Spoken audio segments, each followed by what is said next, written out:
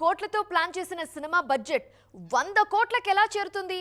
దానికి నిర్మాతే కారణమా? ఓటీటీ మత్తులో పడి మేకింగ్ పై పట్టు కోల్పోతున్నారా?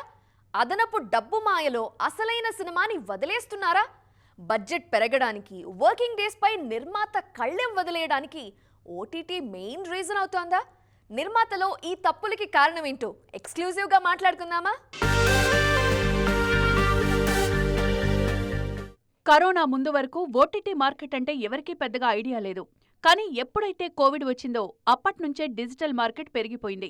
అప్పట్నుంచే మన సినిమాల ఓటీటీ రైట్స్ కి రెక్కలొచ్చాయి. ఈ గ్యాప్లో హీరోల రెమ్యూనరేషన్స్ మాత్రమే కాదు, సినిమా బడ్జెట్లు కూడా లెక్కాపత్ర లేకుండా పెరిగిపోయాయి.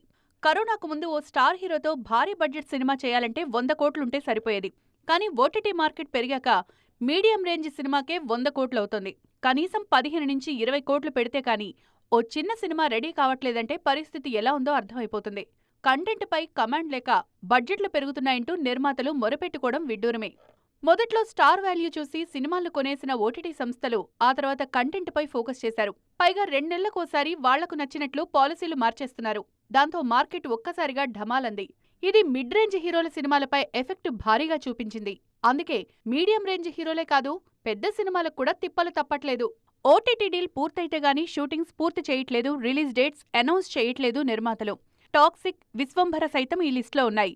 మరోవైపు 50 రోజుల్లో చేయాల్సిన షూట్ 100 రోజులవుతుంది. దాంతో బడ్జెట్ తడిసి మోపెడవుతోంది. రిలీజ్కి ముందే ఓటీటీ డీల్ క్లోజ్ అవడం అతి కొద్ది మంది హీరోలకే సాధ్యం. అన్నింటికీ అలా జరగడం కష్టం. అందుకే కంటెంట్ బలంగా ఉంటేనే అన్నీ బాగుంటాయనేది. No vintage, only new age. NBK 111 cinema glimpse విడుదలకి ముందు కొన్ని రోజులుగా మేకర్స్ చేస్తున్న ప్రమోషన్ ఇది. ముందు నుంచి ఆడియన్స్ ని ప్రిపేర్ చేసి పెడుతున్నారు సినిమా ఎలా ఉండబోతోందా అని. ఆ న్యూ ఏజ్ డ్రామా ఎలా ఉందో టీజర్ చూశాక క్లారిటీ వచ్చేసింది. పైగా బాలయ్యతో చాలా ప్రయోగాలు చేశారు గోపీచంద్ మల్లిని. మరి ఆ గ్లింప్స్ పై ఓ లుక్కేద్దామా? చూస్తున్నారుగా ఎన్బీకే 111 గ్లింప్స్. అసలు బాలయ్య సినిమా టీజర్ అంటేనే కేర్ ఆఫ్ మాస్ డైలాగులు. కానీ ఈసారి అలాంటివేం లేకుండా కేవలం విజువల్స్తోనే టీజర్ కట్ చేశారు గోపీచంద్ మలినేని. చాలా ఏళ్ల తరువాత మాఫియా కథలో నటిస్తున్నారు నటసింహం. గత సినిమాలతో పోలిస్తే మేకోవర్ కూడా మామూలుగా లేదుగా. పూర్తిగా న్యూ ఏజ్ డ్రామాతో వస్తున్నారు. వీరసింహారెడ్డిని పూర్తిగా ఫ్యాక్షన్ బ్యాక్ డ్రాప్ లో తెరకెక్కించిన గోపీచంద్ ఈసారి బాలయ్య కోసం ముంబై మాఫియాని తీసుకున్నారు. ఎంట్రీ ఆఫ్ అన్ ఎరా అంటూ విడుదల చేసిన ఈ గ్లింప్స్ లో బాలయ్య మేకోవరే హైలైట్. 1993 ముంబై నేపథ్యంలో కథ సాగుతుంది. వృద్ధి సినిమాస్ ఈ సినిమాను నిర్మిస్తోంది. ఓజీ తరువాత ఇంచుమించు అదే బ్యాక్ డ్రాప్, అదే పీరియడ్ లో వస్తున్న సినిమా ఇదే. మాఫియా కథ అన్నప్పుడు స్టైలిష్ గా మారిపోవాలి కదా. అందుకే బాలయ్య కూడా అదే చేశారు. పైగా గ్లింప్స్ లో యాక్షన్ సీక్వెన్స్లు ఆకట్టుకుంటున్నాయి. ఇప్పటికే ముంబైలో ఒక భారీ షెడ్యూల్ కూడా పూర్తి చేశారు గోపీచంద్. కథా నేపథ్యమంతా అక్కడే ఉండడంతో నెక్స్ట్ కూడా కొన్ని షెడ్యూల్స్ ముంబైలోనే ప్లాన్ చేస్తున్నారు. 10 ఏళ్ల కింద డిక్టేటర్లో మాఫియా డాన్ గా నటించారు బాలయ్య. ఎన్బీకే 111 తరువాత వరుస సినిమాలతో బిజీగా ఉన్నారు బాలయ్య. ఆల్రెడీ కొరటాల శివ సినిమాకు కమిట్మెంట్ ఇచ్చారు. ఈ చిత్ర రెగ్యులర్ షూట్ ఆగస్టు నుంచి మొదలయ్యే అవకాశం ఉంది. అలాగే మైత్రి మూవీ మేకర్స్ లో వివేకాత్రేయ సినిమా కూడా ఖరారైంది. విజయ్ కనకమేడల చెప్పిన కథకు కూడా బాలయ్య ఓకే అన్నారు.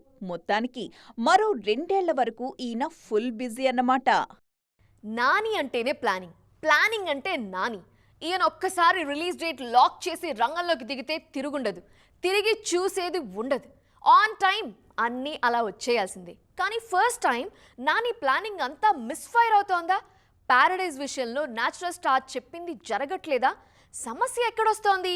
శ్రీకాంత్ ఓదెలతోనా లేదంటే నానితోనేనా? నాని కెరీర్లోనే బిగ్గెస్ట్ బడ్జెట్తో వస్తోన్న సినిమా ప్యారడైజ్. దీనికోసం నిర్మాతలు ఏకంగా 150 కోట్ల వరకు ఖర్చు పెడుతున్నారు. నాని హైయెస్ట్ కలెక్షన్స్ కు డబుల్ బడ్జెట్తో వస్తోన్న ప్యారడైజ్ పై అంచనాలు కూడా అలాగే ఉన్నాయి. అన్నీ బాగానే ఉన్నా ప్యారడైజ్ విషయంలో నాని ప్లానింగ్ మిస్ఫైర్ అవుతుందేమో అనిపిస్తోంది. చెప్పేదొకటి చేసేదొకటి ఉందక్కడ. ప్యారడైజ్ కి పెడుతున్న బడ్జెట్, అవుతున్న బిజినెస్ అన్నీ హై రేంజ్లోనే ఉన్నాయి. కానీ సినిమా చెప్పిన డేట్కు రాకుండా మాటిమాటికి వాయిదా పడ్డమే నాని ఫ్యాన్స్కే కాదు, ఇండస్ట్రీ మొత్తాన్ని షాక్ అయ్యేలా చేస్తోంది. ఎందుకంటే నాని ఒక్కసారి డేట్ లాక్ చేస్తే 6-100 ఆన్ టైం వచ్చేస్తారు. కానీ ప్యారడైజ్కు డేట్స్ మారుతూ పోతున్నాయి. మార్చి 26నే రావాల్సిన సినిమా ఆగస్టు 21కి వాయిదా పడింది.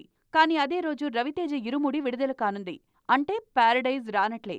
పైగా ఇప్పటికే 100 రోజులకు పైగా షూట్ చేసుకున్న ఈ చిత్రానికి మరో 40 రోజుల పైనే షూట్ బ్యాలెన్స్ ఉందంటున్నారు.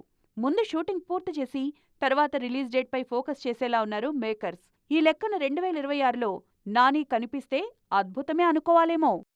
పెద్ద పెద్ద సినిమాలు చేసినప్పుడు కూడా అవ్వని ట్రెండింగ్ కేవలం పెద్ద రిలీజ్ తర్వాత అయిపోయారు జాన్వీ కపూర్. అది కూడా సినిమా చేసినందుకు కాదు, సినిమాలో అలా చేసినందుకు. గ్లామర్ తప్ప నటనపై ధ్యాసే లేదీమెకి అనే విమర్శలు వస్తున్న వేళ నెక్స్ట్ మూవీ కోసం సెన్సేషనల్ ప్లానింగ్ రెడీ చేశారు జాన్వీ. మరి జూనియర్ శ్రీదేవి ఏం చేయబోతున్నారు? పెద్దితో జాన్వీ కెరీర్కు లాభమా నష్టమా అని చెప్పడం కష్టమే కానీ విమర్శలైతే బాగానే వచ్చాయి. దాంతో కెరీర్పై పోస్ట్ మార్టం మొదలుపెట్టారు ఈ బ్యూటీ. అదేంటో గాని తెలుగులో నటించిన దేవర, పెద్ది 2 సినిమాల్లో జాన్వీ పాత్ర గ్లామరస్ గానే ఉంది. దాంతో ఈమె అలాంటి పాత్రలే చేస్తారని, నటనపై ధ్యాసే లేదనే విమర్శలు ఎక్కువయ్యాయి. పెద్ది రిలీజ్ తర్వాత జాన్వీ పూర్తిగా సెంటర్ ఆఫ్ అట్రాక్షన్ అయిపోయారు. ఇందులో అచ్చియమ్మ పాత్రను బుచ్చిబాబు తెరకెక్కించిన తీరుపై దేశవ్యాప్తంగా చాలామంది హీరోయిన్స్ ఓపెన్ అయ్యారు. ఈ క్రమంలోనే తనను తాను నిరూపించుకోవడానికి తుంబాడ్ లాంటి హర్రర్ సినిమా చేసిన రాహి అనిల్ బర్వే దర్శకత్వంలో సీరియస్ హర్రర్ సినిమా చేయబోతున్నట్లు తెలుస్తోంది. నిజానికి బాలీవుడ్లో Gunjan Saxena, Roohi, Mili, Mr and Mrs Mahi లాంటి సినిమాల్లో తనదైన నటనతో గుర్తింపు తెచ్చుకున్నారు జాన్వీ. కానీ సౌత్కొచ్చేసరికి పూర్తిగా గ్లామర్ బాట పట్టారు. అందుకే హారర్ డ్రామా చేసి తనలోని నటికి పని చెప్పాలని చూస్తున్నారు జూనియర్ శ్రీదేవి. జియో స్టూడియోస్ ఈ సినిమాను నిర్మించబోతోంది. మరి ఈ చిత్రంతోనైనా జాన్వీ జాతకం మారుతుందేమో చూడాలి. బాలీవుడ్లో స్పై యూనివర్స్ డేంజర్ జోన్లోకి ఎంటర్ అయిపోయిందనే అనుకున్నారంతా. కానీ ఉన్నట్టుండి సడన్గా దురంధర్తో మళ్ళీ వాటి టైం స్టార్ట్ అయింది. మరి రాబోయే స్పై సినిమాలు కూడా ఇదే రేంజ్లో ఆకట్టుకుంటాయా? దురంధర్ చూసిన కళ్ళతో మిగిలిన స్పై సినిమాల్ని ఆడియన్స్ చూస్తారా? యష్ రాజ్ ఫిల్మ్స్లో వస్తున్న ఆల్ఫా పరిస్థితి ఏంటి? బాలీవుడ్లో స్పై యూనివర్స్ అంటే యష్ రాజ్ ఫిల్మ్స్ గుర్తుకొస్తుంది. కానీ వాటన్నింటినీ ఒకే సినిమాతో దాటేశాడు ధురంధర్. ఇన్నాళ్లు స్పై సినిమా ఇండియాలో ఉంటూ చేసే పని, కానీ నాణానికి మరోవైపు చూపిస్తూ పాక్లో ఉంటూ స్పై చేసిన సినిమా ధురంధర్. అందుకే ఈ ఫ్రాంచైజీ బాలీవుడ్ని మాత్రమే కాదు సౌత్లోనూ సంచలనాలు రేపింది. బాలీవుడ్లో 13 ఏళ్ల కింద సల్మాన్ ఖాన్ ఏక్తా టైగర్తో మొదలైంది ఈ స్పై యూనివర్స్. ఆ తర్వాత టైగర్ జిందా హై, పఠాన్, వార్ వరకు ఈ బిజినెస్ బాగానే జరిగింది. కానీ టైగర్ 3 నుంచి వార్నింగ్ బెల్స్ మోగాయి. ఫైటర్ సైతం అంచనాలు అందుకోలేదు. వార్ 2 కూడా ఫ్లాప్ అయింది. అన్నింటిలోనూ దాదాపు ఒకే కథ ఉండటంతో వైఆర్ఎఫ్లో వచ్చే స్పై సినిమాలకు గిరాకీ పూర్తిగా తగ్గిపోయింది. ఆలియా భట్తో ప్రస్తుతం ఆల్ఫా అనే లేడీ ఓరియంటెడ్ స్పై సినిమా నిర్మిస్తోంది వైఆర్ఎఫ్. ఈ సినిమా టీజర్ విడుదలైంది ఇప్పుడు. కూతుర్ని చిన్నప్పటి నుంచే గూఢచారిగా మలిచేందుకు శిక్షణ ఇస్తాడు తండ్రి. ఒక మిషన్ కోసం ఆమె ఏం చేస్తుంది అనేదే కథ.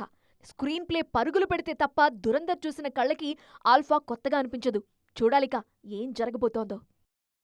నెత్తిన పెట్టుకుని చూసుకునే సౌత్ ఇండస్ట్రీ ఉన్నా కూడా ఒక్కోసారి మన హీరోయిన్లు చేసే పనులు, తీసుకునే నిర్ణయాలు వింతగా అనిపిస్తుంటాయి. ఇప్పుడు కూడా ఇదే జరుగుతోంది. దక్షిణాదిని కాదని నార్త్ వెళ్ళిన బ్యూటీస్ అంతా ఫ్లాప్లో ఉన్నారు. ఎవరో ఒకరిద్దరికి మాత్రమే అక్కడ కాలం కలిసొస్తోంది తప్ప మిగిలిన వాళ్ళందరికీ షాక్ తప్పట్లేదు. దీనికి అసలు కారణం ఏంటి?